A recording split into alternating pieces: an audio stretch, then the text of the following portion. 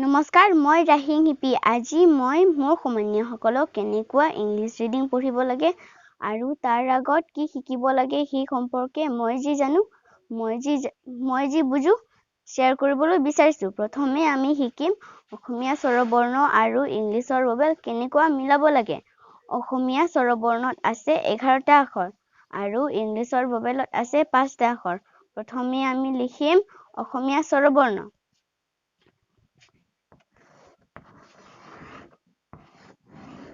এইটো হৈছে সৰেও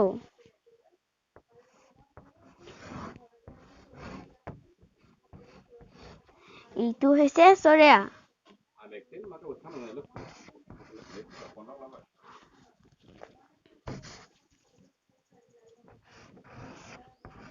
হৰসই দীৰ্ঘই হৰসৌ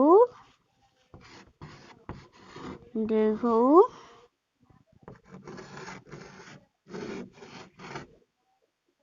ৰি এ ঐ উ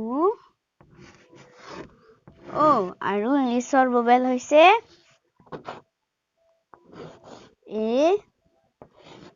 ই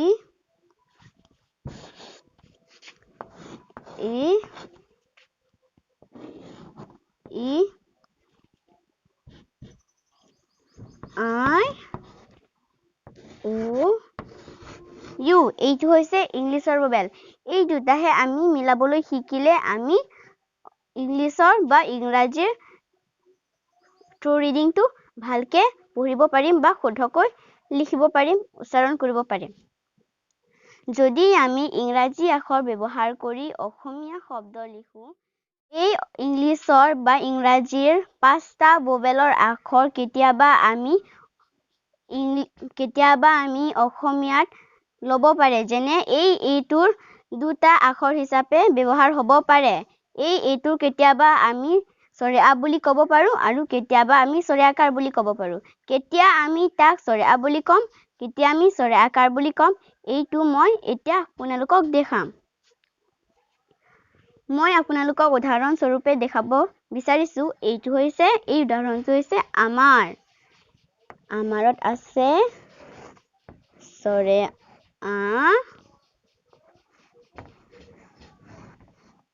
মত আকাৰে মা ৰ আমাৰ আৰু ইংলিছৰ পৰা আছে ই এম এ আৰ এইটো হৈছে আমাৰ এইটোক আমি কম সৰেয়া আৰু এইটোক আমি কম এই সৰেয়াকাৰটো এই আৰু এইটো দুটা একে সেম হলেও এইটোক আমি কলো সৰেয়া আৰু এইটোক আমি কলো সৰেয়াকাৰ এইটো কি হৈছে মই এতিয়া আপোনালোকক কম ভৱেলত এটা ইংলিছৰ ভৱেলত এটা নিয়ম আছে এইটো নিয়ম হৈছে এইটো নিয়ম হৈছে যে ভৱেলত থকা কোনোবা লেটাৰ যদি এটা ৱৰ্ডৰ প্ৰথম স্থানত থাকে তেনেহলে তাক আমি কম স্বৰবৰ্ণৰ এটা আখৰ আৰু যদি ভৱেলৰ কোনোবা এটা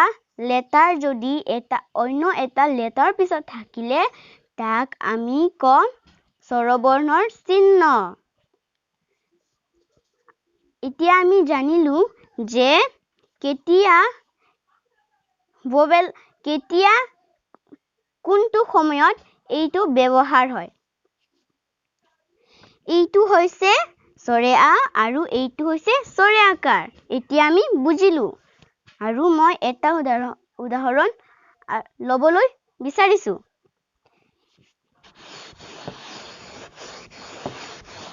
এই উদাহৰণটো হৈছে মই লম ইউৰ পৰা উলুকুঞ্চি কাৰ্বি আংলঙৰ এঠাইৰ নাম আছে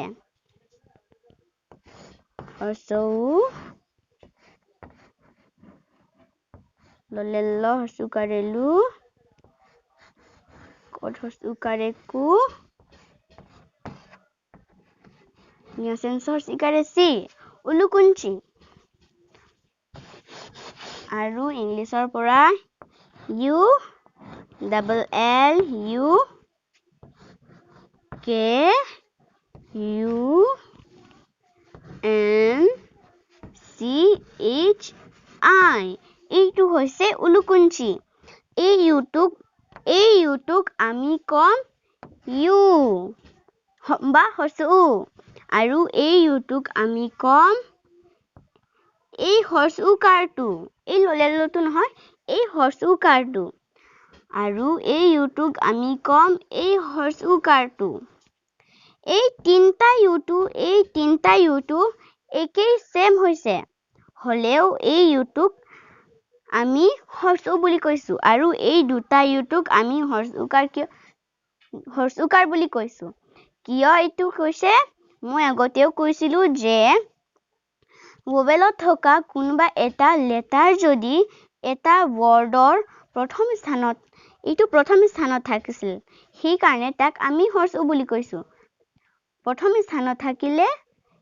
এইটোক আমি কম অসমীয়া স্বৰবৰ্ণৰ এটা আখৰ আৰু অন্য এটা লেটাৰ পিছত থাকিলে তাক আমি হৰসুকাৰ বা স্বৰবৰ্ণৰ চিহ্ন বুলি কম সেই নিচিনা এইটোও কোনোবা বা অন্য এটা লেটাৰ পিছত থকাৰ কাৰণে তাক আমি হৰসুকাৰ বুলি কৈ দিছো আৰু এই ইউটো সবৰ পৰা প্ৰথম স্থানত থকাৰ কাৰণে তাক আমি হৰসু বুলি কৈ দিছো মই আৰু এটা উদাহৰণ লবলৈ বিচাৰিছো এই উদাহৰণটো হৈছে মই লম ইয়াৰ পৰা উদাহৰণ লম এইটো হৈছে এ ল ৱবহচিকাৰে বি দন্ত্য এলভিন আৰু ইংলিছৰ পৰা ই এল ভি আই এন এলভিন এই ইটোক আমি কি কম অসমীয়া স্বৰবৰ্ণৰ পৰা এই ইটোক আমি অসমীয়া স্বৰবৰ্ণৰ পৰা কম এই যদি এই ইটো এই এলৰ পিছত থাকিলে ইটো লিভিন হ'ব আৰু এই ইটো নহব এই ইটো এই এৰ এই কাৰ হ'ব এই কাৰ হ'ব আৰু মই কৈছিলো যে আগতো যদি ভোৱেলৰ কোনোবা এটা লেটাৰ যদি এটা ৱৰ্ডৰ প্ৰথম স্থানত থাকে তেনেহলে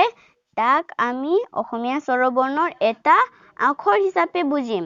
আৰু এই ভোৱেলৰ কোনোবা এটা লেটাৰ যদি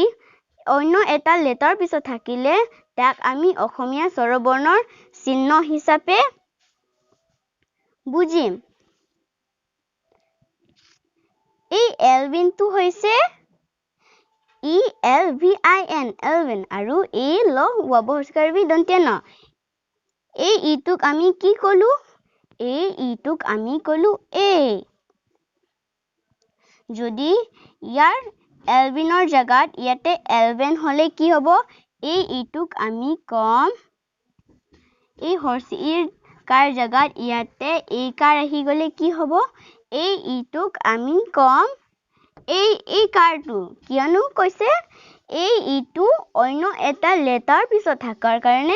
তাক আমি এই এৰ এটা চিহ্ন লিখি দিলো আৰু মই এটা উদাহৰণ লবলৈ বিচাৰিছো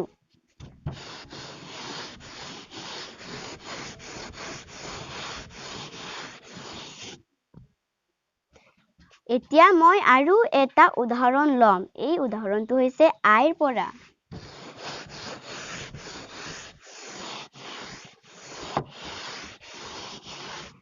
এই আইৰ পৰা মই উদাহৰণ লম মোৰ নিজৰ টাইটেল এইটো হৈছে ইংহি I N G H I ইংহি এই আইটোক আমি কি লিখিম এই আইটোক মই প্ৰথমে অসমীয়া আৰু ইংলিছৰ টাইটেল লিখিম এইটো মোৰ টাইটেল আৰু মই এতিয়া মোৰ টাইটেলটো অসমীয়াৰ পৰা লিখিম হৰ্ষই নিশ্চয় হত হৰ্ষিকাৰে হি ইংহি এই আইটোক আমি কি লিখিম এই আইটোক আমি লিখিম হৰ্ষই আৰু এই আইটোক আমি কি লিখিম এই হৰ্ষইকাৰ যে এই হৰ পিছত আছে হৰ আগত আছে এই হৰ্ষইকাৰে যে হৰ কাৰণে হি বনাইছে ইংহি এই আই আৰু এই আইটো একে হলেও এই আইটোক আমি কলো হৰ্ষই আৰু এই আইটোক আমি কলো হৰ্ষইকাৰ কিয় এই আই আৰু এই আইটো একেই হলেও এই আই দুটা কিয় আমি বেলেগ বেলেগ ব্যৱহাৰ কৰিছো এইটো হৈছে যে ভোৱেলত মই আগতেও বাৰে কৈ আছিলো যে ভোৱেলত থকা কোনোবা এটা লেটাৰ যদি এটা ৱৰ্ডৰ প্ৰথম স্থানত থাকে তেনেহলে তাক আমি স্বৰবৰ্ণৰ এটা আখৰ হিচাপে ব্যৱহাৰ কৰিম আৰু যদি ভোৱেলত থকা কোনোবা এটা লেটাৰ যদি অন্য এটা লেটাৰ পিছত থাকিলে তাক আমি অসমীয়া স্বৰবৰ্ণৰ চিহ্ন হিচাপে ব্যৱহাৰ কৰিম সেই তেনেকৈ এই আইটো ইংহিৰ ৱৰ্ডৰ প্ৰথম স্থানত থকাৰ কাৰণে আমি লিখিছো যে তাক হৰ্ষই আৰু এই আইটো অন্য এটা লেটাৰ পিছত থকাৰ কাৰণে তাক আমি লিখিছো হৰ্ষই আজিৰ ক্লাছটো মই ইমানতেই সমাপ্ত কৰিবলৈ বিচাৰিছো মোৰ সমানীয়াসকল মই আপোনালোকক ক'বলৈ বিচাৰিছো যে এই কৰোনাৰ ইমান ডেঞ্জাৰ আছে আপোনালোকে ঘৰৰ পৰা নোলাওক আৰু নিজে যিমান